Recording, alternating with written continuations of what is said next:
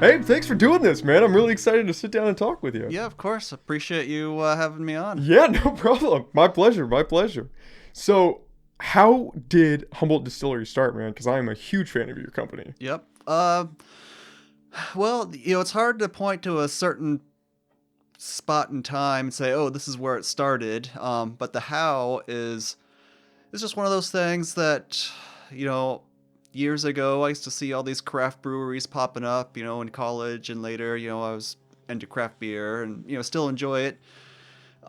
But I enjoyed cocktails as well, and I would often wonder, you say, well, what's the deal? Why are all these craft breweries popping up everywhere and so craft beer being so popular, but all I can get at the store for my cocktails is Jim Beam or Bacardi and, you know, a handful of mainstream brands and that's it. And just one of those, observations or something. I never really lost any sleep over it. And but then over time, started actually seeing craft distilleries start opening up, and my wife's family is from Iowa, and we lived out there for a few years, and there's a local brand out there that makes some whiskey, and I kind of saw what they did from kind of start up to, having people line up outside the liquor store, trying to get one of the rare bottles, and just saw the commercial success they had, made me realize, hey, that's pretty cool, and also looks like these guys are making money too. Made me realize that hey, maybe there's an opportunity here, and so yeah, at that time we were living in Iowa, and we had moved around quite a bit, before that. I'm from Humboldt originally, Yeah, but you went to school in Chicago, and then you that's guys right. bounced to like New York and San Yep, Francisco, right? yep, that's right. So yeah, we really moved around a lot. I studied chemistry in college, and so I worked as a pharmaceutical chemist for a number of years, and Oh, then wow. Prior to the distillery. yep. Oh, okay. But then I got to a point where it yeah, I don't know, as far as like climbing that corporate ladder and the kind of the industrial science side of things, if you didn't have a PhD, you'd always be working in someone else's lab, or Hmm. kind of the there was kind of a limit to what you could do in the corporate world, and I wasn't quite ready to commit myself to the PhD. And actually at around the same time I discovered poker as a hobby, and got pretty good at it and realized, hey, I'm actually making more money playing poker than I am as a chemist. Oh, no And shit. yeah, so then I took a couple years playing poker professionally. Oh, Uh, wow. yep. So I traveled around the country, kind of followed the big tournament circuit, and um, I played in a handful of the bigger tournaments. Never had one of those big paydays that you see on TV though. Came real close a few times. A few, if I could go back in time and just change one or two hands, Right. it could have been me, with a big pile of money in front of me. Kicking But back on some beach somewhere. yeah, but I don't know. In any case, but I did well enough in the tournaments, and then also on the side games, which were especially good. That kind of followed the tournaments, and um, in any case, and I've been so busy with the business, I haven't had much time to play. But I'd like to play every once in a while when I get a chance. Um, so in any case, so I basically went from chemistry to Poker player. poker, then also dabbled a little bit of real estate back in the kind of the Great Recession, when the kind of 2008 to 2012, when there were tons of foreclosures. I got into kind of house flipping, kind of buy little investment properties and fix them up and resell them for a profit, um, and that was pretty lucrative for a while there, and it allowed me to kind of get and my wife too. She's been a big part of this as well. Allowed us to kind of have the cash reserves available that we could allowed us to start a distillery. But getting back to your original question, we wanted to move back to Humboldt, and I'd kind of been observing, what was happening in the kind of craft distilling industry, and uh, you know, there aren't, really a lot of jobs here in Humboldt. It's timber industry is declining. Cannabis industry is really has been booming, but I didn't really have any experience or a lot of motivation for that industry. And But you realize, well, there's quite a, there's like half a dozen breweries and a bunch of wineries in Humboldt. no distilleries. No one's, about a third of, beverage alcohol drinking is in cocktails, and no one's meeting that demand. So I just started looking into it more. Say, well, seems like it's a growing industry. It looks like it's a fun industry. A lot of times it's centered, cocktails are centered around celebrations and fun occasions, um, and so I just started doing homework, and just the more homework I did, the more it seemed like a good idea, or kind of at least a feasible idea, and went to some like industry trade shows and conventions and started touring distilleries. I don't know, I just kind of kept getting more and more serious on my homework, and there was never really a point where, or it's hard to identify a point where it turned into, or turned from just, kicking the tires on an idea until saying, okay, yes, we're going to do it. But at some point we decided, yes, we're going to move back to Humboldt, and that's what we're going to do. So we did move back to Humboldt, started Humboldt Distillery. That was several years ago now. It took quite a few months of just paperwork and getting our facility up to, kind of up to the task of actually making spirits and bottling them and everything. But then we sold our first bottle of vodka in 2013. Wow. So it will be 8 years now in, I think, April. So, wow, that's got to feel crazy. yeah, it will. Time flies, they say. And Yeah, right? It's true. It doesn't seem like it's been that long, but it has. And so anyway, and we feel really fortunate with, the kind of the modest successes we've had. Originally, as I mentioned, I kind of, had my eye on what the kind of craft brewing business was doing, and all these craft breweries, and seemed to be that kind of their business model was you make a whole bunch of different kinds of beers. You make a ale, or you make a lager, you make a porter, you make a wheat beer, you make a tangerine something something, and I was gonna take a similar approach with Humboldt Distillery. We were gonna make a vodka, a whiskey, a rum, a gin, a absinthe, brandy. Whatever you can get your hands on. Yeah, which if I had more time, the actual production process is pretty fun, and I would, and I still hope to make some more of those fun stuff, but. And we have, over the years, we have come out, now we've got a number of products, and we're kind of doing that. But for the most part, most of our business revolves around our vodka. And so our organic vodka was our first product, and it was, we just released it locally. And, I think just the amount of support we had just from local people was more than we expected. And we have been kind of playing catch up ever since, just kind of keeping up making the organic vodka, which is fine with me. It it definitely helps us pay the bills, and it's vodka's a really versatile spirit. You can Incredibly popular. Yeah, everybody likes vodka. Yep, it's super easy to make cocktails. Basically anything you want to add a little bit of juice it up with a little alcohol. It's it's a neutral spirit, so it doesn't really conflict with a lot of stuff. You can just put it in whatever you want. Put in your carrot juice or your coffee, or wake up and you're rolling, man. But in any case, the organic vodka that remains our bestseller, and in fact, it's now the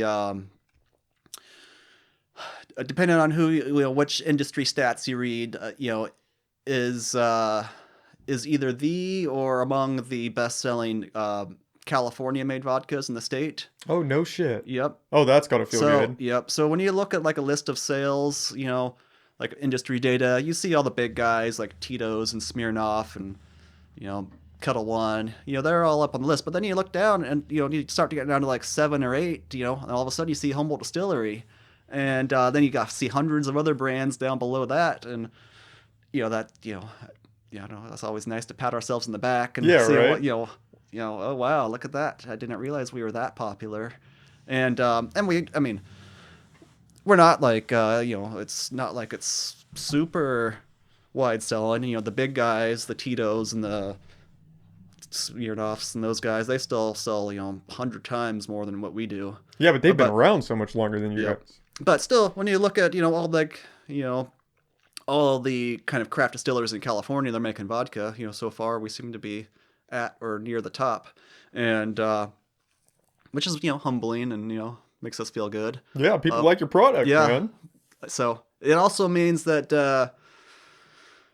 you know it requires a lot more work. So my role has definitely, and of course Humboldt, there's only 100,000 or 120,000 people here, so there's kind of a limit on how much we can actually sell locally. So I've been spending a lot of my time, or at least prior to the coronavirus, a lot of my time on the road as kind of the traveling salesman. Trying to push the product a Yeah, little bit. so we've been selling. So at this point, we sell more in like San Francisco and the Bay Area than we do in Humboldt, and we've been trying to get into Southern California more, and it just takes a lot more. People in San Diego aren't going to buy it just because it's Humboldt. There will be a few people, but it requires a little more effort to go down there and say, hey, why are you drinking this big mainstream brand built, made in a factory when you could, have this California-made brand that's also certified organic and, so on. And that's, people are receptive to that, but, just requires getting on the road and spreading the word. Yeah, it's almost where it's like it's such a saturated market, just alcohol in general. You have to put the product in people's hands and be like, here, just try it. Sure. And we'll see what happens after that. Oh yeah, no, and it is. It's a competitive industry. Not only have there been these big mainstream brands, for years or decades or hundreds of years for that matter. Now with the kind of the craft spirits industry, when we first started, I don't know, there were maybe like 20 something distilleries in California. Total. Yep. Oh, wow. And now I'd say there's got to be at least a couple, more than a couple hundred, a few hundred or more. And so it's been roughly 10 times more number of kind of craft spirits producers, than when we first started back in the day. And then, even nationally, at the time there were probably, I don't know, a few hundred. Now there are literally thousands of distilleries. And unfortunately, there's only so many spots on the shelf, or behind the bar. And so everyone's trying to get one of those spots. And I think for us, fortunately, we kind of got in early enough. And even here in Humboldt, there are now, like 4 or maybe even 5 distilleries now. Fortunately, we got it in kind of at a point where it was still easy to get a spot on the shelf. Mm-hmm. And that has really been a big part of our success. I think if we had started later, we wouldn't have had the success we have had so far. And we probably would have had to focus more as being just kind of a destination local distillery where we'd be more dependent on, gift shop sales and tours and tastings and, which is itself a pretty, it's a viable business model. A lot of distilleries out there, well, right now because of the pandemic, that they are the ones that are hurting the most, because it's tough to be a kind of a destination distillery when the tap room's closed. You can't really go and sit down and taste flavors. And when you look at the state guidelines as far as which businesses are allowed to be open and which ones are supposed to be closed at all the different tiers, breweries and distilleries are kind of near the bottom of the list. Same with bars. At least bars that don't serve food is it's been tough. And and those and the obviously bars and restaurants are a important part of our business. They're a good chunk of our customers are bars and restaurants that buy our stuff. And so it's definitely been tough to see what they've gone through. And I'm hoping that they're going to pull through. We'll see. It's just a lot of them, especially the independently, kind of mom and pop places. Those are the ones that I think are having the toughest times. The big national chains, they got big pockets and they can bleed cash for a little bit. Yeah, and so my what I fear is at the end of the day, we're gonna end up with just a lot more chain restaurants and fewer kind of independent kind of spots, but we'll see. Has that put a pretty big hamper on your guys' market with the bars being closed? Or like sales from stores kind of recouping that? For us, our own Humboldt Distillery, it's pretty much evened out. What we lost in bars and restaurants we made up for in grocery stores and other retailers. And so last year we actually finished a little bit, ahead of what we did in 2019. So we were actually able to show just a real minor amount of growth. Oh, that's good. So yeah, so we feel really fortunate. But I know a lot of other people in, kind of in the same industry, kind of craft spirits, they were a lot more dependent on bars and restaurants, and and like I said, gift shops and tasting rooms and stuff that they are having a hard time as well. And so I suspect we'll probably see a number of kind of craft spirit distillery closures too. But, Damn. Well, yeah, especially if you, like you said, you can't get your bottle on the shelf yet. Yep. Your kind of only option is the bar or your tap room. Yep. And both aren't really open right now, so what are you going to do? Yep. It's been tough. Is the hardest part, have you noticed, like just trying to get the product out there? Well, yeah, I mean, that's, and a lot of people, I mean, a lot of the advice I had gotten, even when I was first researching it, was, you're going to want to, individually, you're going to want to put your time into making the product and making the best stuff you can, or experimenting and tinkering in the shop kind of stuff. But ultimately, it's going to come down to a lot of sales and marketing. Mm-hmm. And that has kind of proven true. I think, ideally, I would spend my time in the distillery, making, fun spirits, and, I've got all kinds of ideas of stuff I'd like to do or plan to do when I have time.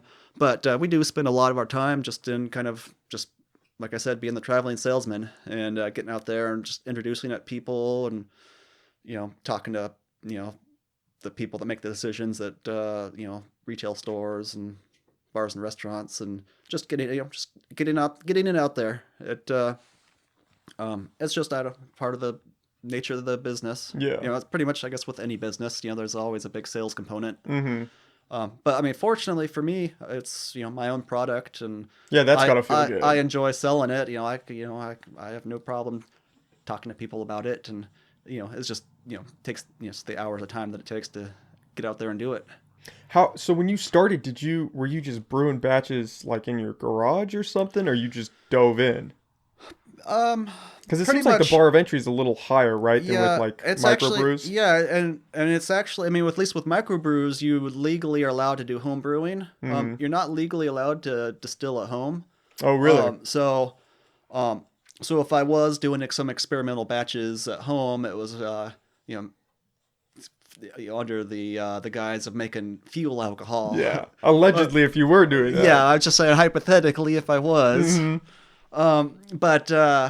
But it's still, even then, it's hard to scale that, like a recipe or something, from making something in a, 5-gallon bucket to like doing, 50 or 500 gallons in a more production setting. So there's definitely a learning curve, involved in just the actual production process. But, I mean, fortunately, I think that's one area of the business where I felt most comfortable, just kind of, formally just as a chemist, and and then when I was working in the pharmaceutical industry, kind of my job there kind of evolved from the laboratory more into the the manufacturing side of it, where we would look at like how to scale up the processes, like how to make the products in like bigger batches and more efficiently. And so anyway, all that all those pumps and hoses and stills and all the production side of it, was what you were comfortable with I was most comfortable with it. The sales and marketing is what I've really had to learn along the way. Mm-hmm. I mean, I'm just trying to picture like when you first started with your vodka, were you creating like different batches of flavors just on, oh, this might mix well with this, or, oh, let's add a little bit more of this? How did that happen? Was that more your chemistry background of just, okay, these two are going to go well together? No, I mean, having a technical background only gets you so far. Mm-hmm. I could, it's easy enough to say, okay, if I start with this amount of raw materials, I can go through the process. In the end, I will yield this many bottles of product. Doing the math on that kind of stuff is pretty straightforward. But actually saying, oh, but it's going to taste like this, or this one's going to burn in the back of your throat more than this one. I want people to actually like it. Yeah, that's something you just have to do it and try it. Mm-hmm. And so I did do quite a bit of experimenting, and so with the vodka, being our first product, that's where I put a lot of my initial effort. And that's the one spirit that it doesn't matter what it's made from. everything else, beer is made from grain, brandy is made from fruit, rum is made from sugarcane, tequila is made from, agave, and and so on. But vodka, that's what determines that it's vodka isn't what it's made from. It's how high the proof is, like how much you distill it. Oh, really? So to be vodka, it has to be distilled to a minimum of 190 proof, and proof is just double the percentage of alcohol. So 190 proof is 95% alcohol. So you have to distill it to such a high level of purity that basically what happens is, the more you distill it, the more pure it gets. And you remove, you're kind of separating the impurities, but the impurities are what give the other spirits their character. So the impurities in, say, a grain distillate would give it a corn flavor, a rye flavor, or in rum, kind of a molasses or sugarcane kind of character that gives it the flavor and aroma of the spirit. But with vodka, you're trying to remove that and end up with a neutral spirit. So there was more raw materials to try, and so I guess and traditionally vodka, in say Russia or Poland, was made from potatoes, and there are definitely some potato vodkas still out there, but most of the mainstream vodkas are made with grain, corn especially. Mm-hmm. Although there are some popular ones made with wheat. But there's also some mainstream vodkas that are made from grapes, and anyway, but we settled on sugarcane, Oh, and wow. so our vodka is a sugarcane based, which was convenient because we were making rum too, or I knew we would soon to be making rum. So then you'd So have those materials already yep, on hand. and but I also liked the flavor. I mean, just kind of the character of the vodka when it was sugarcane based, and I think it just kind of has a cleaner finish. And I think in comparison, so like when we are making whiskey or rum, say we're making a malt based or a corn based whiskey, when it comes off of the still, it comes off rather, I don't know, it's kind of harsh and funky. It doesn't really taste very good, and it requires that aging process to kind of mellow it out, and also to kind of just over time, just some of the compounds in that raw whiskey will convert to stuff that's mellower and more aromatic. And so basically, just the unaged raw spirit that we got from grain just came out harsh and didn't taste very good. If we kept distilling it, we could turn it into vodka, which it was what majority of the mainstream vodkas are. But with say the rum, we're making it from sugarcane. It tastes good coming out of the still pretty much immediately, and it does improve with age. We could put it in a barrel and it will add complexity and can improve the flavor, but it's still, as just an unaged raw spirit, it is tasted good right up from the bat. And then taking that and redistilling it further into vodka, I think just some of that kind of the initial perception of the raw spirit kind of carries over to the vodka. And so we start with a material that tastes good that begins with, and still tastes good when you distill it even more. Yeah, right. So in any case, I don't remember what your original question was, but yeah, it's a sugarcane vodka, which is we're not the only one. There are a handful of other vodkas out there made from sugarcane, but it is a Mm-hmm. little unusual. Are you guys adding anything back into it after you distill it to like increase the flavor, or no? That's all. No, It's just so straight not from not it. the no. So the organic vodka, that's the one with the crab on the label. That's just pure vodka, nothing else. Purified water, and that's it. And which sometimes we brag about, and kind of some of our marketing materials say, hey, no additives, no glycerin, you know, Nothing that's artificial gonna sweeteners or mess you anything. up. Yeah, because there are. The you know the TTB, that's the Tax and Trade Bureau. That they're federal agency that regulates us. They do permit some additives in vodka, and so a lot of brands do add stuff to it, like glycerin and some other stuff that will provide it kind of an artificial smoothness or Well, yeah, you can look sweetness. at certain But types of alcohol and it's like purple. And it's yeah, got like gold flakes in it, and you're like, this is well, not that's good for you. What are we yeah. doing here? Well, yeah, those are definitely got some additives. Yeah. So in any case, but that's just kind of a minor point of pride on our part that ours is smooth enough and pure enough that we don't have to add any of those anything to give it that extra kind of sweetness or mouth smoothness. Yeah. Is it how long does it take to distill it down for vodka? Is Uh, this like a no, few months? oh no, it's quick, and that's actually one of the reasons why we start with vodka. It's because it doesn't require any aging, and it's relatively quick and easy to make. Oh, you Um, don't have to let it sit at all. no, Oh, okay. yeah. So it's I mean, you know, it, it's generally. I mean, the actual making of the vodka part is pretty quick. I mean, for us, the longest part is the bottling process. Mm. Because we bottle everything by hand. Okay, so it's like a limitation on Yep. how quickly you guys can go. Yeah. Okay. One of these days, we might get to the point where we upgrade to all those conveyor belts and robots and stuff Yeah. to bottle it really fast for us. But those things are really expensive. I'd imagine. So yeah. So for us, a batch could probably take about a week, but most of that time is just the actual bottling process, filling it from a bulk tank into bottles. Start to finish is a Yep. week. Yep. Wow.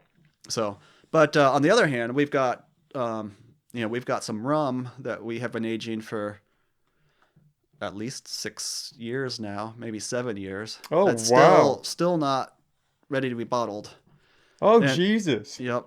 And that's before you can release it to the public. You Well, have to age each one. We don't have to. I mean, we could have released it, immediately. I mean, we could have released it as an unaged silver rum, but no, the rum that I'm talking about, it's a molasses based rum, and it's just a really heavily bodied kind of flavorful rum, and it just keeps getting better with age. Okay. Um, and that's kind of the case with a lot of our aged spirits. They just they generally do get better with age, and so it makes it easy to procrastinate when you say, oh, we got this big vodka order, the rum is tasting pretty good, we could bottle it pretty soon, but we'll just wait another 6 months and it'll get even better, and so it's easy to keep kicking it down the road, but with that molasses based rum, it definitely has it really improved with that age, and you'll see a lot of like really premium rums, they're like 10, 12 years old, and I can see, why they took that long. And so, in any case, yeah. So some products they just take years, and we do make yeah. And it's not all vodka. I mean, we do have, and I brought you a sample of our hemp infused vodka, which I'll tell you the story of that shortly. Yeah. But we do also make. We make a little bit of whiskey. We've got last year and this year we've done a handful of cases of malt-based whiskey, Okay. and that's we're not set up for grain handling at the distillery, so we do our malt, like all the grain milling and mashing and stuff at Eel River Brewery, and then we bring it back to the distillery to ferment and then distill. So that's it's a lot harder to find, but there are a handful of places that have our malt whiskey, and then we have yet to actually sell it anywhere. We've got a wheat whiskey. It's pretty tasty, and we do have a kind of a sour mash, corn bourbon kind of recipe whiskey that is still aging that we'll probably bottle maybe in the next year, and some other fun stuff, just like that molasses rum I mentioned. And actually, probably the next product we'll be coming out with here, I think later this year. I was going to say the fall, right? You got Yep. something cooking? Yep, and that's our organic apple brandy. Oh, wow. Yep. So that has been also aging for a few years, and now it's getting to the point where it's pretty tasty, and it's one of those spirits we could have bottled it a year ago. It tasted pretty good at 2 years. In fact, the apple brandy tastes. It's one of those spirits. It tastes good coming out of the still, just as a raw, unaged spirit. In fact, we did sell a little bit of the kind of the clear, unaged apple brandy, which the French call an eau de vie, and it's pretty tasty. But the aged, it kind of gets the complexity from all the oak kind of tannins and sugars, and with time, just a lot of those compounds kind of react with each other and create interesting components. But so in any case, that apple brandy will be coming out in the next months. Oh, In the fall fantastic. probably. When you let them age, are you letting them age in like a barrel or?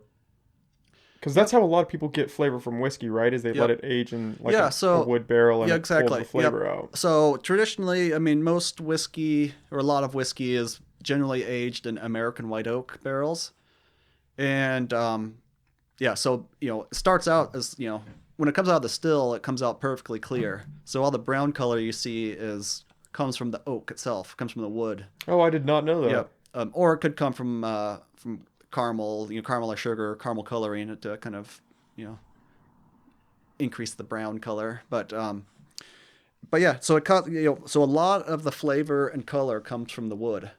So the unaged spirit is quite a bit different than what people are used to drinking out of the bottle, and it is possible you could age your whiskey in or your rum or your brandy for that matter in glass. And we have some like several like really big like 15-gallon glass carboys that we do some aging that doesn't not on wood. But actually, at least in the U.S., I don't think you could illegally make whiskey that didn't see some time in a barrel. Oh, why is that? Just kind of federal regulations. They define each category of spirit, and so whiskey has to be made with grain and has to be aged in a barrel. And Huh. so if it's say bourbon, for instance, has to be at least 50% corn and it has to be aged in a new charred barrel. So it has to go in a barrel that was freshly made and charred on the inside.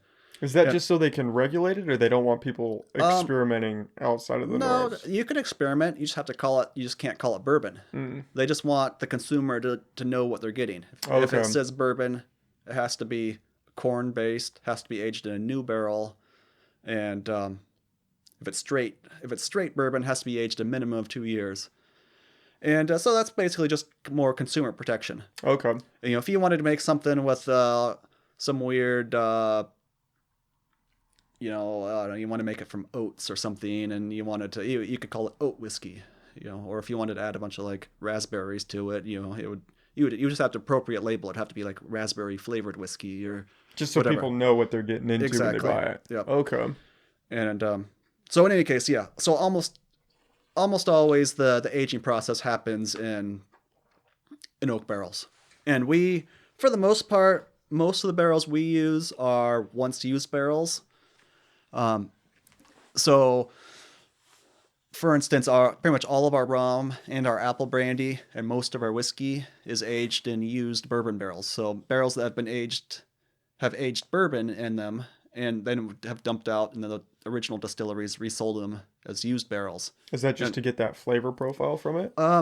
Well, when you age a spirit in a new barrel, you get a much more intense oaky flavor and color, and which can be good, especially when your whiskey is pretty funky to begin with. When it comes out of the still, like I said, it's just doesn't really taste that good. It's a little harsh. Adding a bunch of wood sugars and vanillins, and when they toast or char the barrels, it creates a lot of vanilla compounds. So that really Vanilla, like the plant vanilla? Yep. Oh, wow. Yep. So I mean, the main compound in vanilla is just a chemical called vanillin, and in wood, there are tannins, which are somewhat kind of chemically similar to vanilla, but if you apply heat to it, they'll kind of degrade and turn into vanillins, including a lot of other chemical components. So, Huh. in any case, with some spirits, you want that new barrel, but with other spirits, especially like rum, it's a long history of rum going into used barrels, and even say like Scotch whiskey in Scotland, they they don't do much new barrel aging. Most of their aging is in like second use or even third use barrels. And especially in Scotland, they age their stuff for decades sometimes. Like 25 Yeah, years for a good and you stretch. kind of if you're using a new barrel, you just get way too much oak in there. It would taste really kind of bitter and too woody. And so when you use a barrel that's already aged something else, it's not as intense, but Okay. still provides you some of that wood character and still. And one of the benefits of aging in wood is it's kind of permeable to air, so it'll keep the liquid in, but over the course of months or years, there's still exchange with the outside air, and so that air just kind of oxidizes some of the components. It just kind of lets it chemically react into more mellower, tasty, components. So on top of having the requirements just to distill it, you also have a place to store this, right? I mean, how many batches are you guys doing at a time? Oh, well, so since the majority of our production is focused on vodka, we don't necessarily need that much storage room, but we do have, excuse me, that's a good question. We might have around 100 oak barrels currently. At any given time. Yep. Oh, wow. So, I don't, and they take up some room. How many bottles can you get from a barrel? Well, it depends. Over time, you lose a lot of the product in the barrel to evaporation, or if the barrels weren't like perfectly made, or they could leak. And sometimes even like a slow leak, you may not even realize it's leaking because it may like drip or just seep out the side, but evaporate before But you even over know it. But years, yeah, over the course of months or open it years. and it's empty. Yeah. Oh, man. Well, fortunately, we've never found one totally empty, but we have found some that we would open up, say, 3 or 4 barrels of the same age, say they maybe like 3 or 4 years old, and 3 of them might be like mostly full, say 90% full, but then one might just be like, oh, this is only 50% full. What happened to that? Oh, wow. And maybe we'll see it, look on the side of the barrel, you see a bunch of like, kind of, crust, near one of like the cracks in the barrel where it just over time just kind of seeped out, but never dripped on the floor for us to notice. But it Mm-hmm. just kind of it was so slow that it's kind of seeped and Under the evaporated. radar. Yeah. So in any case, but a full size barrel holds 53 gallons, and when you count for loss, you could say that's just roughly 53 gallons of spirit that you'll put in a bottle. And let's see, there's roughly 2 gallons in a case, which is 12 bottles. So you could probably get about a couple hundred bottles out of a barrel, roughly.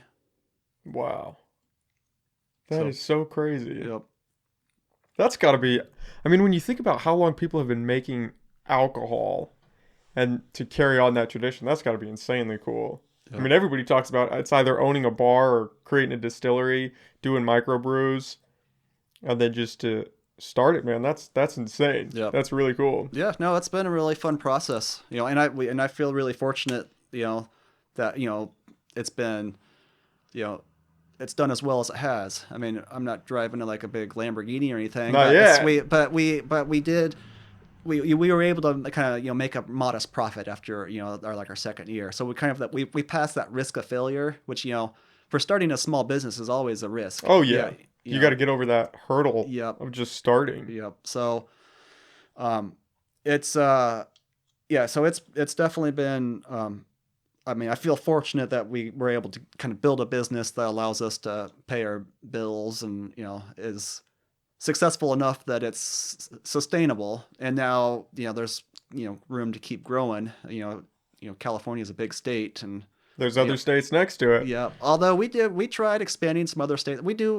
There are some states that sell our spirits. Indiana has actually been one state where they've been a reliable. They don't do a lot, but our distributor there, they reorder on a pretty regular basis. Oh, how cool is that? Yeah, but we found that it's just was too hard. I mean, if we weren't able to travel to these places to introduce it and tell people about it, that it was hard to get it to be sold. And so we pretty much most of the efforts we're making these days is all California, and Southern California is almost like a totally separate state itself. Oh, yeah. So that's kind of where we put our time and attention. um, within California.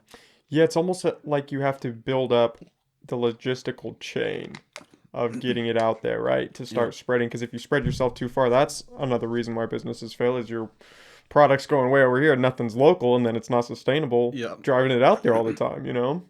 Yep. Yeah, no, there are a lot of facets to the business, and actually just getting out there is one of them. Mm-hmm. And so, I mean, fortunately for us, we have a distributor that, they basically sell to them, and then they, in turn, they resell it to all the bars and restaurants and retail stores and grocery chains and everything.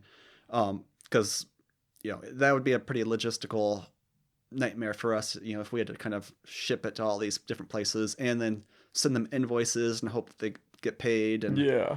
so they are kind of, and actually we don't have a choice anyway. In California and in most states, it's we have what's called the 3-tier system, where we're required to sell to a distributor, to a licensed wholesaler that then in turn sells to a retailer. So That seems so crazy that they have tier. I mean, they have that in the car industry too. You can't sell direct from yep. the So manufacturer. I mean, nowadays it's just powerful interests. I mean, the wholesalers have got, especially the big ones, that's billions of dollars at stake, and they've got $1 billion lobbyists, That's the problem, right? and it's, I mean, it's kind of, it's the system that we have. And and actually in some ways for small distilleries, and it's the same with like breweries and stuff too, they have the same issue. um it it's, could be, there are definitely aspects of it that work to our advantage, because if we're not Jim Beam or Budweiser or something, I'm sure they would prefer to be able to sell direct and distribute themselves, because they could afford all these salespeople and shipping delivery trucks and everything. But it just wouldn't be practical for some small distillery in Humboldt to try and ship to some grocery store in San Francisco on a regular basis. Yeah, that's a good point, right? And so it does provide a mechanism for the little guys to get their products out there, to get it delivered, and just like, just even that getting paid part, our distributor takes the risk of, a bar or restaurant going out of business and not getting paid for the shipment last week or whatever. And but at least in California, there are only two, or I guess there are a few statewide distributors, but it's tough. They don't necessarily want to represent every single brand either. I mean, so fortunately for us, we got in kind of at the earlier, at an earlier point when we were able to get a statewide distributor. But someone starting now, it would be kind of tough just to get a distributor to sell your products. And so you're kind of in an awkward position where you don't have a legal way to sell it to a bar, restaurant, or retail store unless you can get a distributor to agree to sell it for you. And Is that just because there's so much product? Yeah. Yeah. There's just a lot of brands. So Yeah, it's good and bad, right? yeah. But it's weird when you start making money, man. Everybody wants to try to put their fingers in that and pull Sure. something Well, out. yeah. So I mean, what's happened is, now they are just a middleman that is required by law. Yeah. And which, I'm not, as I mentioned, I don't want to go buy some delivery vans and start Yeah, you don't have the time for that. So in any case, I don't know. I'm fine with it, and it's just one of those things that we just live with, and it's just the way it is. How come they won't let you brew at home? Is it like a fear? Because if you brew, it's like with moonshine, right? If you tweak the brew wrong, you can make somebody go blind. Is that true? Is that a real thing? Yeah, not really. I mean, it's urban legends. Well, I think most of those legends probably originated from people. I mean, yeah, probably people selling alcohol illegally, but just going to the hardware store and buying, mixing it with all sorts of crap. buying like, alcohol from the hardware store and putting it in your, and usually the alcohol at the hardware store, is either denatured, is ethanol, the kind of alcohol you would drink, but they add stuff to it that, makes it poisonous, or methanol, which is another, it's called wood alcohol, which is,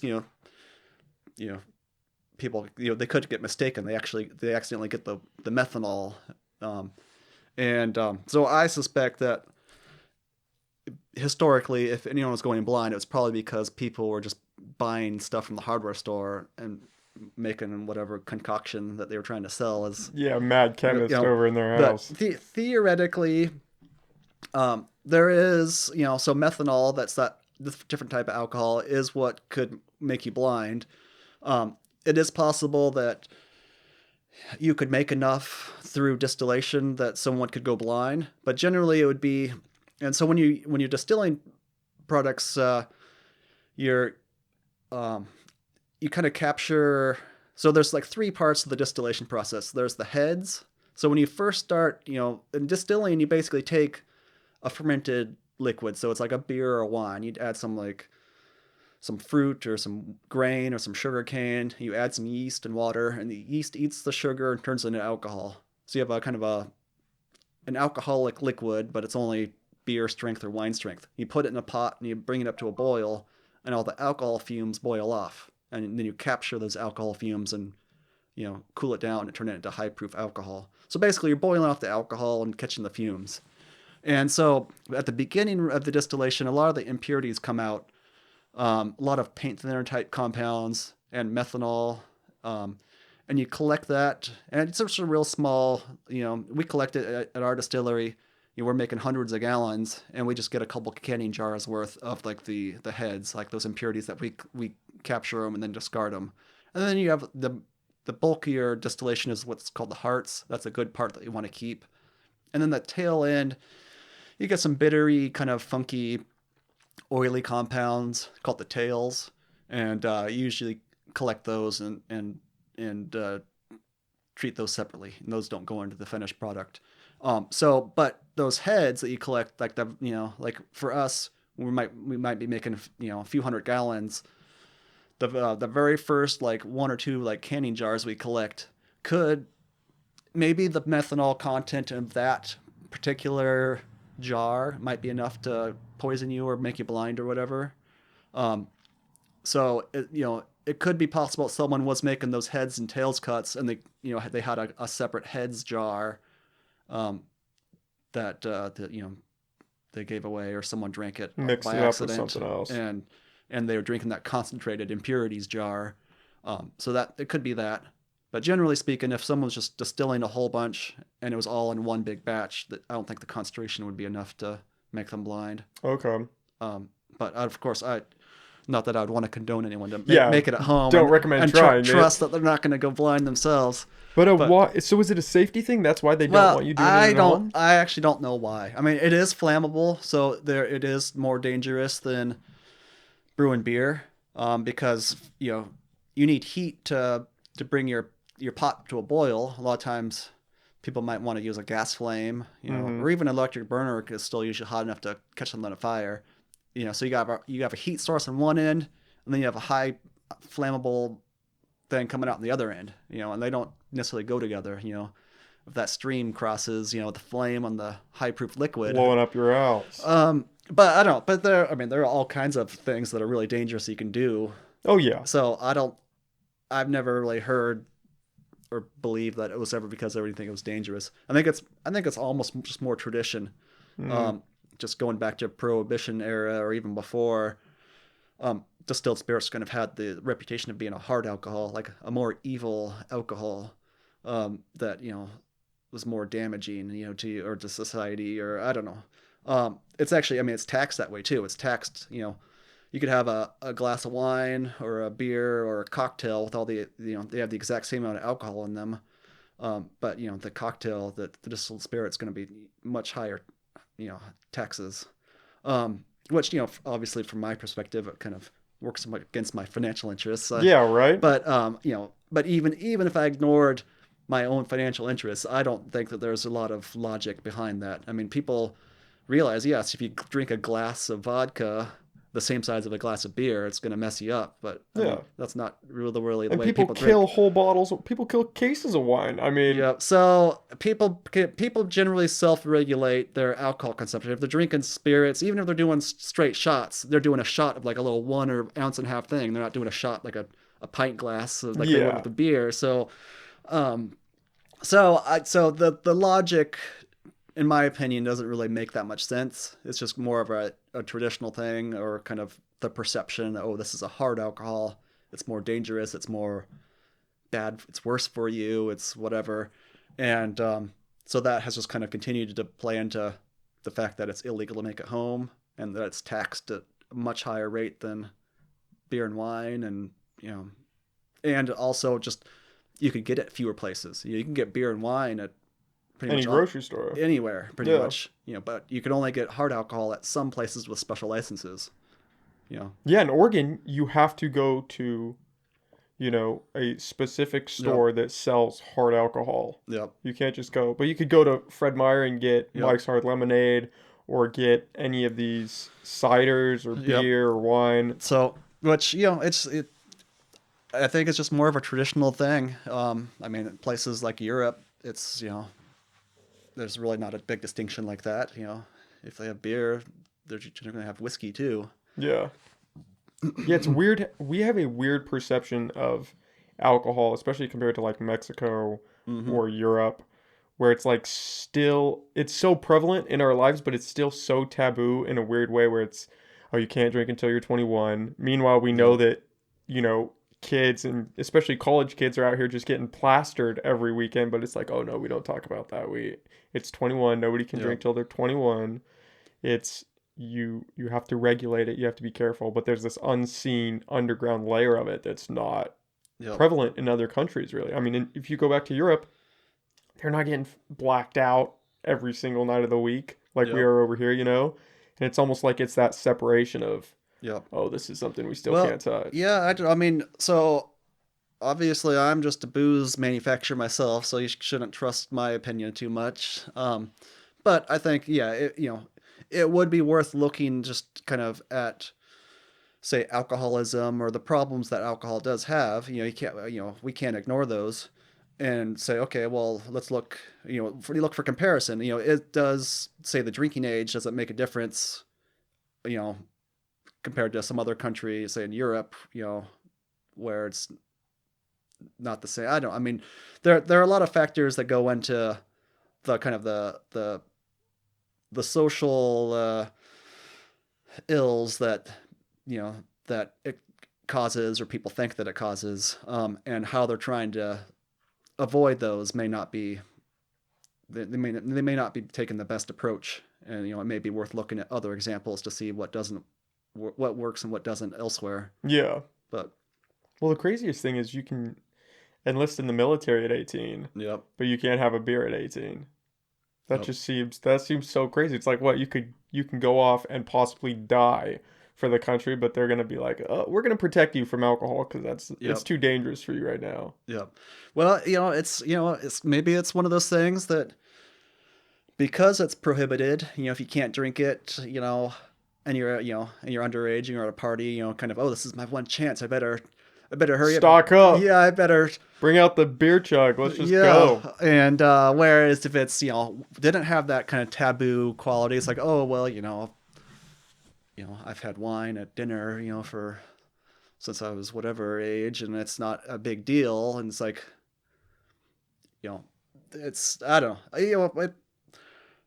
I guess I wouldn't want to get too political about like what should and shouldn't be done as far as public policy, just because, I've got a vested interest. Yeah, you're just out here trying to make it. But I still, I think that it's not just alcohol. Just I think just a lot of stuff with all of our laws. Oh yeah, are always in refinement, and there's always room for improvement, and they're just a lot of the laws are based on tradition and vested interests, not on what's actually best for society. Yeah.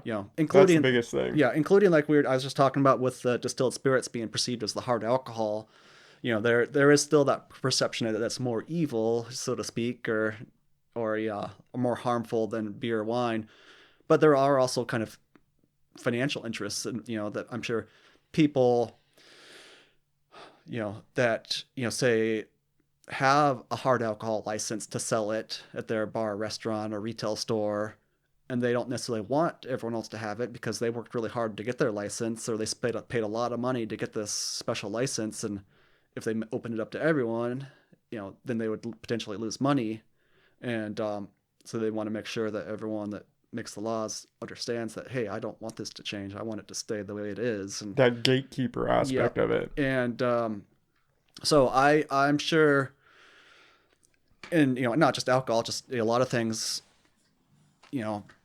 there, in addition just to the way tradition and kind of perceptions, there are also kind of economic interests. There's always so many With everything. Generally someone that wants it to stay the same or someone that wants it to change, and and they want it that way, not because it may be better for society, but because it benefits them personally. Yeah, that's the biggest problem, is moving away from that. Yeah. I think. So tell me about this. You brought a little bottle with you today. So yeah, this was, fortunately you can find our organic vodka, especially here in Humboldt. Pretty much anywhere that sells spirits, you can find the organic vodka. The Humboldt's Finest is harder to find, so I just brought you that one, so you could try it at your leisure. So that's our hemp-infused vodka. As I was out selling the organic vodka, people say, "Oh, you're from Humboldt. I know what Humboldt's, famous legacy for." And I say, "What, redwood trees?" And then they're, no, you know what I mean. Wink, wink, nudge, nudge. And so basically everyone kept saying, "Oh, when are you going to put some of that quote unquote local flavor in your vodka?" And say, I want a cannabis flavored vodka, and it's not, I do have a chuckle, and, but I just heard that so much, and they say the customer is always right. So screw it. Yeah. So it's, so it's not legal. There's no legal way to make a marijuana infused alcohol. Even here in California with our, all the new cannabis legalization, there's strict state laws that separate alcohol from actual marijuana. And even if there wasn't those restrictions, I don't know that I would want to be the one to say it's a good idea to mix two different drugs in the same product. Yeah, you almost don't want to be the pioneer of that one. Yeah, so that, it's, that's, if people want to, consume cannabis and alcohol at the same time, it's probably best to let them mix them themselves. Yeah. I don't know that I would want to condone it myself. So, but anyway, so after a lot of, homework, I figured, well, doesn't, just because we don't want to make a product that will get people high, it doesn't mean we can't enjoy some tasty cocktails. And so I found that hemp, is also a strain of cannabis, but it's just, for hundreds of years, hemp, marijuana's been grown for its psychoactive components, but hemp has been grown for fiber and, Oh, it's incredibly seed versatile. And oil and clothing, paper. So what we did, and if there isn't actually any hemp grown in Humboldt, I think I may have even seen recently that there may have been some local regulations passed that prohibits growing hemp in Humboldt. Oh, really? I don't know if it was accurate, but I saw it somewhere online. That would be so crazy. You can grow weed, but not hemp. And again, I think that probably comes down to those vested interests, financial interests. I mean, if people start growing big fields of hemp, it could, cross pollinate and, mess up their cannabis operations. So in any case, we got to look over the border into Josephine County, up in Southern Oregon. And, so we got a legal food grade hemp, and we infuse it with some vodka. And so what we're trying to do is we're capturing the aromatic terpenes that are common to hemp that give it a fresh, leafy, herbal quality. So we kind of found out pretty early in our experimenting that, kind of what people expect marijuana to taste like, kind of skunky and funky, and those qualities doesn't really make for a tasty cocktail. So we kind of got away from trying to, to kind of capture that dried and cured kind of bud quality that people are usually familiar with, at least when they're smoking it. But getting more to like the fresh leaf quality. So people that are around like, fresh plants, growing plants, and kind of the fresh leaf quality is a lot more herbal and kind of fresh. Okay. It's really hard to describe flavors and smells. It's usually one of the things that's easier, one of those subjective qualities that's best to be tried yourself. But do you mind if I open that? No, that's yours. You can do whatever you want with it. And so in any case, we're capturing the fresh leafy quality, and a lot of people say it reminds them of gin, which is not an inaccurate comparison. I mean, gin, Because of the flavor profile? yeah, I mean, or it's actually almost more in the aroma than the flavor. Okay. And I mean, gin, I mean, when it comes down to it, is ultimately just an herb infused vodka. But in gin, they're using juniper, and so we're just using a different herb. And so when it comes to making cocktails with it, you can just kind of, you can Show it to the camera so people can see it. you can use it as a substitute for gin. It was a good starting place for cocktails, and it works well with a lot of herbal ingredients like cucumber and basil and mint and lime. And so in any case, we did we did some experiments, trying to, customers always right, so we thought we'd give them what they were asking for, and in the end, that was our Humboldt's finest. And it's it's just a kind of a herbal botanical spirit.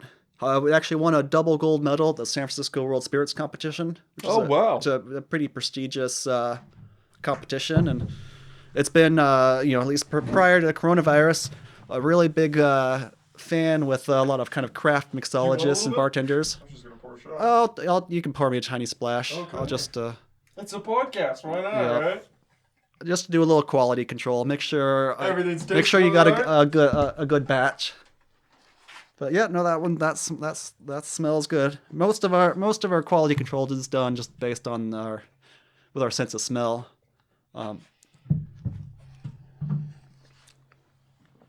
I gotta be honest. You're right. It definitely smells like a gin. It smells fantastic. Mm-hmm. So, like I said, it makes for some really tasty cocktails, and a lot of those mixologists that have really gotten behind it, have really done so because of the flavor. I mean, they think it's a cool backstory that's made with hemp, but what really catches their attention is that it gives them a new tool for their toolbox for making cocktails that they didn't have in their repertoire originally. Yeah. And that is crazy good, man. yeah, well, thank you. Wow. How long did it take you to come up with the flavor profile for that? Like, did you have to tweak a bunch of different recipes? We did a lot of different batches and experiments. I don't know. It was probably maybe 6 months of experimenting off and on. Again, that kind of goes back to, I mean, that was kind of my background, kind of in formulation development. Yeah, that's definitely got to help, right? That's kind of, it was fun for me. I enjoyed that. In fact, I still enjoy coming up with like new spirit, recipes. So, in any case, yeah. So it was mostly just kind of coming up with the kind of the flavor profile that we wanted to, that would make for tasty cocktails.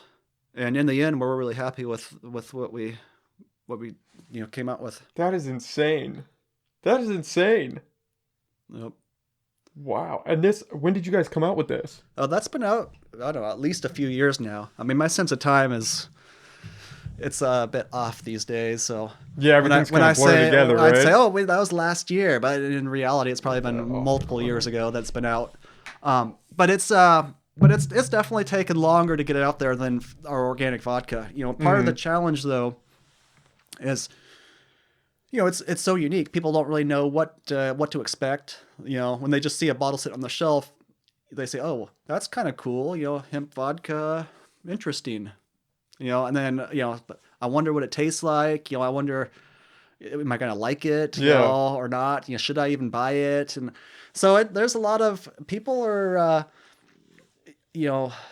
people a lot of times don't like to try new things. Yeah, so we're creatures of habit, right? Is the problem. So it takes more work on our part because in order for it to be successful, and the places where it is successful currently are places where we have spent the time to go out there and kind of educate the people on it. Say, hey, here, try a sample of this, and then we kind of like the reaction from you, say, oh wow, that's actually not bad, and so we get that so often that that's just part of our job now, is to go out there and educate people. Say, hey, did you realize we've got this? And by the way, it's not just a cool backstory. It's actually a really tasty mixer for your drinks. And it's a gorgeous bottle. I mean, the label on that is.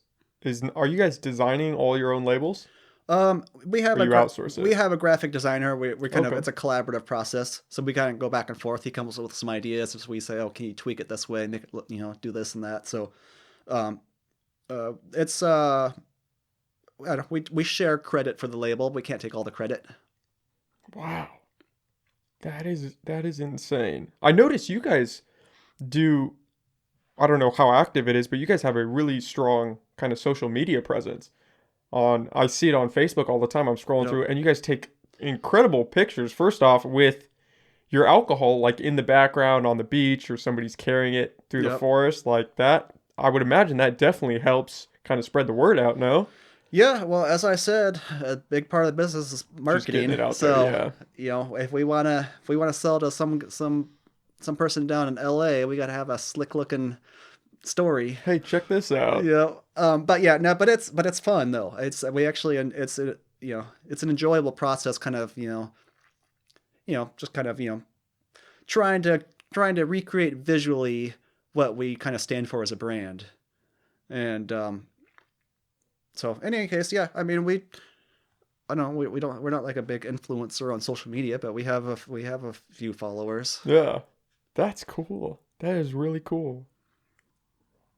I mean, you're making booze, man. How much better can it get, Yeah. right? Is your favorite part then just kind of tweaking recipes, coming up with something? If I had a choice on what I was going to spend my days doing, it would be, come up with all kinds of, interesting stuff. There's aquavit. It's like a Scandinavian liquor. I've been wanting to make some for a while. Okay. It's like a more almost intense gin sort of thing, but I haven't had the time to do It's it. just finding the time. I was Yeah. gonna say, oh man. So and actually, I personally like brandy. Okay. So so we are doing the apple brandy, but I would really enjoy, and we have done pear brandy in the past, and one of these days I'm going to do some grappa, which is kind of a great pumice brandy. I don't think I've ever heard of grappa. Yep, it's not that popular in the U.S., but it's popular in Europe, and it's basically they use the leftover kind of grape pulp. After they press it for wine, they get the first pressing, and it's for the juice for the wine, and then kind of what's left over, they ferment all that and distill it. And Okay. so it's brandy, but it's got a little more harsh. I mean, it's got a little more burn to it when you drink it. It kind of comes from all the seeds and skins and some of the things that they distill, but it provides it an interesting character. In any case, I have yet to actually make any. Yeah. Like all these things are cooking though, right? Every year, and I've got I'm friendly with someone that has a winery, and every year kind of wine season comes and goes, and it's it's only a short window of time where if we were going to do it, we'd have to do it, drop everything we're doing and go out and pick up the that wine, the pressings of the pumice and just so far each year we've always something's going on at the shop. We haven't had the time. There's to do it. always something, right? That's the problem.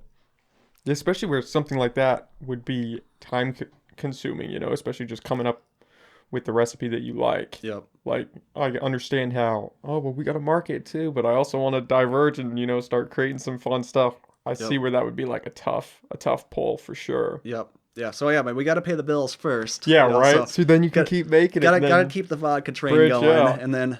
But we have. We have now. So we've got the Humboldt's Finest you just tried. We got a gold rum and a spiced rum, and we got the malt whiskey. Those are all things you can find in the stores. If you visit enough places, you can probably find them eventually.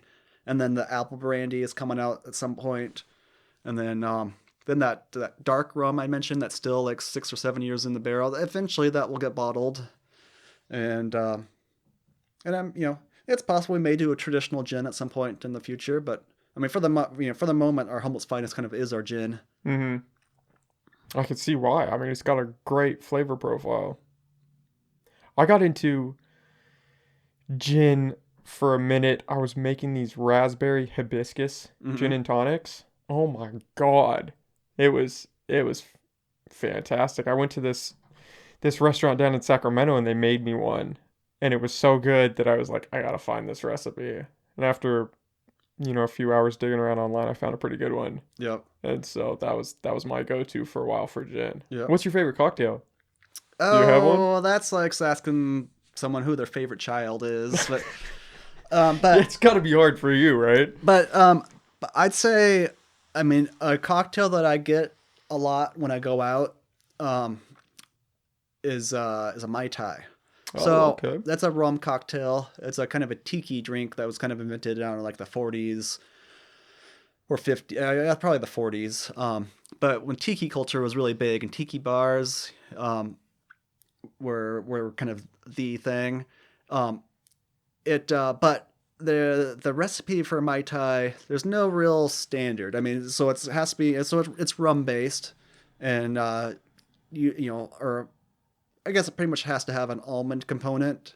Um, so usually, like I think traditionally, it's made with something called orgeat, which is like kind of a sweet almond kind of milk. You can't make it at home. It's just some sugar water and soak a bunch of like almond shavings in it, and so it's got rum, got some almond character, then some sweetness and some sourness, and so in any case, what I found is there's just so much variation in how different bars or bartenders will make a mai tai. It's been interesting just to see the wide variety and interpretations that people have for that kind of classic drink, and it's also tastes good. Yeah, I and I definitely and helps, I right? and I like rum too. It's my personal preference is I would prefer rum over whiskey myself. And so anyway, that's kind of would probably be my usual kind of cocktail to try, Your especially if I'm go-to. at somewhere new and it looks like they've got a pretty knowledgeable kind of bar staff. I'll ask them to do a mai tai and just see what their interpretation of that is. Oh man. And I'm the same way with Caesar salads too. I enjoy Caesar salads. I like to make them at home. But different restaurants, are go really heavy on the anchovy. Some places, are lighter, and some, So I actually that's just another thing I like to. If it seems like they're making like their own homemade Caesar dressing, then I generally like to try one of those and just kind of the sense of the full range of Caesar salad flavors. Yeah, that's one of the cool things about bars, right? Is every bartender has kind of their own flair Mm-hmm. when it comes to certain drinks. And just across the board, actually. I mean, you can go to two different bars and have two completely different drinks that Yep. have the same name. Oh You know yeah. what I mean? Especially if you mess around with something dangerous like a Long Island. You Mm-hmm. go to one place and it's like, oh, this wasn't bad. And then you go to the next place and you don't Yep. even remember you were there. Oh yeah. You can go sideways really quick with that. I gotta ask, because I've been mulling it around in my brain. How did you get into poker? How does one just like branch out and start playing at these tournaments? Oh, I don't know. I mean, the story behind that's not that big, or to me, it's not that interesting. But so I mean, so poker in California. I mean, I think poker has been legal since always. I think since gold rush times. So in California, poker is considered a game of skill, not a game of chance.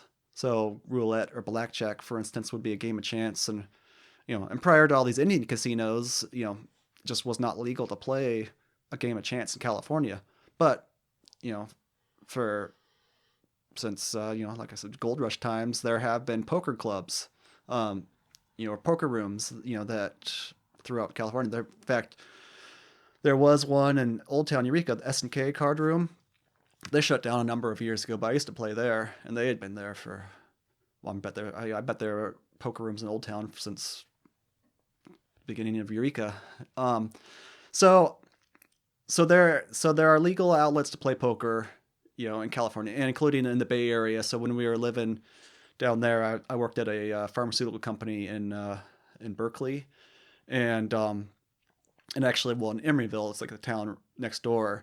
There's a card room there called the Oaks Club, and so I would just go there just for fun after work, just to kind of unwind and play some like 50 cent poker game, just kind of for fun, and just found that it provided a mental stimulation that I was kind of missing at work. A lot of what I was doing, as far as the chemistry stuff, there was some, some kind of new stuff, kind of creative science type stuff, but a lot of just routine, like okay, do the same test over and over again, and and so, and then I was fresh out of school, and so where I was just used to getting more mental stimulation, just kind of found that, oh, hey, poker really forces me to think about things, or, start thinking about, okay, well, if, there are 40 cards left in the deck, what are the odds that, the next card's going to be a club, um, just kind of giving me that mental exercise that I kind of felt like I was missing. And so I started doing homework, research about it, looking online and getting books about poker strategy. And then over time, it was a hobby that just actually happened to be profitable. And, I know it's kind of a gradual thing, that I just kind of slowly slipped into it. Kept getting more and more serious about my poker. And I think, as I mentioned, when I was at that career, that, kind of the fork in the roads for my career, where it was time to decide if I wanted to go to get a PhD to kind of really continue that career path. I kind of decided I wasn't ready to commit to that. I'd probably put as much effort as I would have in a PhD into my kind of poker, kind of development and research and kind of homework. So, in any case, that was itself kind of a gradual process that just started off as a hobby and made me realize that, it was actually pretty lucrative. And then, but the reality of it is still not as glamorous as it seems. The traveling around the country is fun at first, but then, staying in hotel rooms all the time could get old. It gets old. And then the actual poker playing itself is, it's not very good for you. I mean, so. What do you mean by that? Well, you're sitting, so, there's no physical activity. You're just always sitting for like hours and hours at a time. And then, it's stressful too. You'll be periods of just kind of not doing anything, but then there'll be like really important kind of, hands that come up that, you're focused all your energy on, and your adrenaline is really going, especially in like a tournament where you get down towards the end of the tournament, and, each decision could be, thousands or even potentially millions of dollars based on a single decision. It's just, the stress hormones in your system are kind of always kind of spiking up and down. And,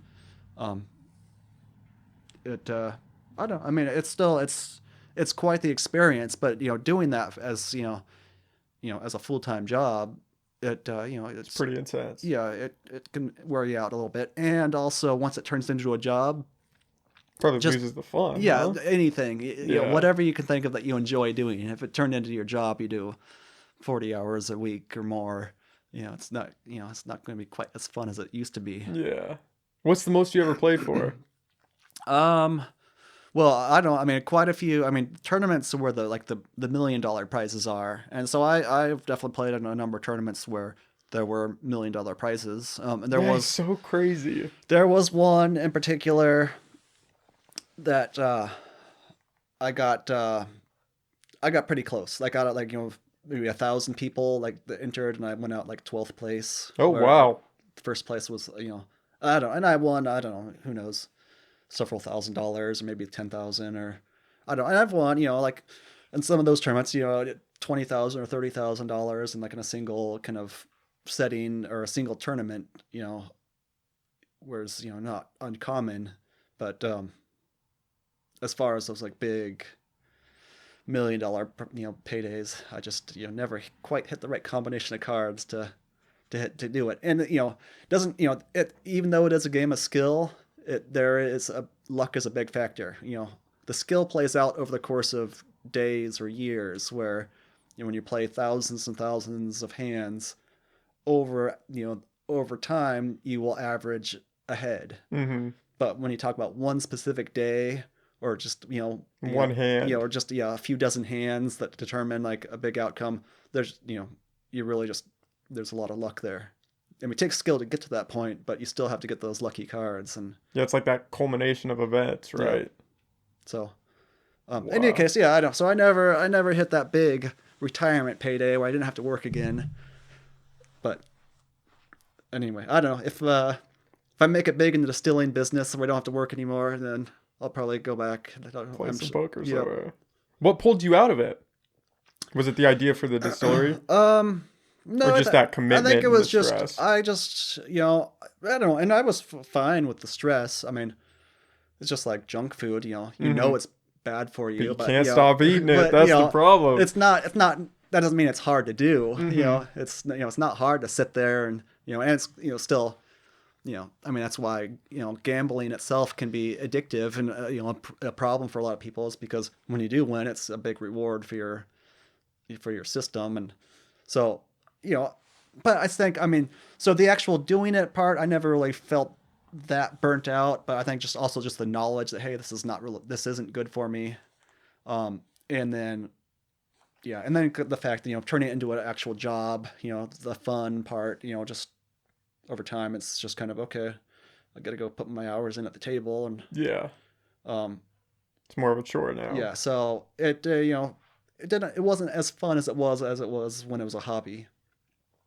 Do you think that you would have gone down that road and eventually hit the distillery had it not been for that requirement of a PhD to advance further?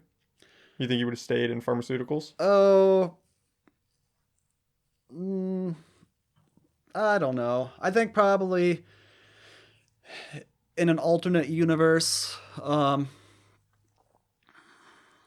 think probably the decision to go the PhD route was probably made even though I didn't realize it at the time, when I decided not to go into a PhD program immediately after college. Instead, just wanted to make some money in the industry. And because, I think the longer you spend outside of the academic environment, probably the Oh yeah, less it's likely definitely you are harder going to to go get back back. into it. I mean, but Yeah. it wasn't uncommon. I mean, it's especially in like business. A lot of people, well, it's kind of expected that you'll spend a few years, in a business job before you go back to business school. Mm-hmm. And and working in the a scientific industrial kind of company, it would it's a perfectly common or legitimate thing to kind of get some experience first and figure out what you're enthusiastic about before you go back to pursue an advanced degree. But I don't know. I think probably if I had stuck with it, I probably would have ended up more on the management side of like the pharmaceutical industry. I mean, it was a good industry. I mean, as far as like kind of corporate jobs go, the hours were really good, benefits were really good, pay was okay, and there was definitely a lot of potential to make even more pay. And then kind of where, you know, as my kind of job and that industry kind of changed over the years, I started doing more of the process improvement to kind of figuring out how to make the products more efficient and more cost effective, and which in it was kind of more production based than a kind of research based, and that could have easily led to more of a management kind of track, probably where I would have Supervised. kind of been more looking at just kind of say the operation of a plant kind of thing where Mm-hmm. or maybe the budget to run the plant, and just I would kind of turn into a business job. That probably would have been a likely outcome for me in that alternate universe where I'd stuck with that. Um, but the one thing that playing poker taught me was that I really enjoyed being my own boss, and that I didn't, in hindsight, that there were a lot of conveniences in having that corporate job, but that it wasn't probably for me. Mm-hmm. Yeah, it's crazy, right? When you find something you're passionate about, and it kind of opens your eyes, like, oh man, I don't want to work this 9 to 5 making somebody else a bunch of money. I'd Yep. rather start my own deal and just see what happens with it. You know what I Mm-hmm. mean? Yep. Yeah, that's. I think that gets a lot of people is especially after school they start in that corporate sphere or like with accounting and stuff, like you just get wrapped up into it and then you blink and it's 30 years down the road and you're like, oh man, Yep. do I really like what I'm doing, or am I just doing this because the pay is good or because of the benefits, because it's a stable job and Yep. I'm protected and my family's protected.